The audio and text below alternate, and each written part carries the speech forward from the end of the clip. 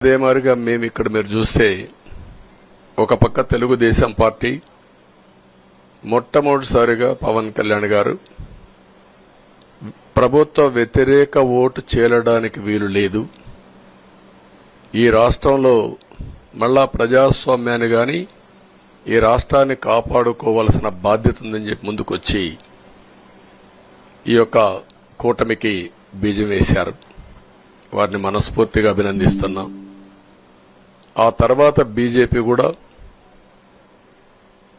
ఈ కూటమిలో భాగస్వాములయ్యి ముగ్గురం కూడా మీరు ఒక్కసారి ఆలోచిస్తే ఒకరు ఎక్కువ ఒకరు తక్కువ కాకుండా ముగ్గురం కలిసి పనిచేశాం.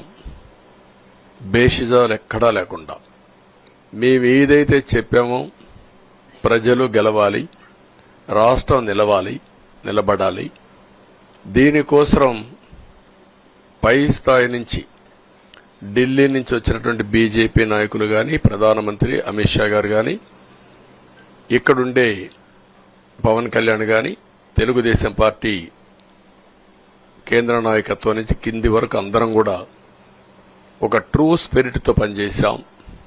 175 అసెంబ్లీలు, 25 అసెంబ్లీలు అన్ని పార్టీలకు సంబంధించిన సీట్లుగా ఎన్డీఏలో భాగస్వాములుగా ఒక బాధ్యతతో ముందుకు పోయాం. అందుకే ఈ అనూహ్యమైనటువంటి విజయాన్ని సాధించగలిగాం. ఇక్కడి నుంచి బాధ్యత ఉంటుంది. ఆ బాధ్యతని ఏ విధంగా చేయాలనో అవన్నిటి కూడా ప్రణాళికలు తయారు చేసుకుంటాం.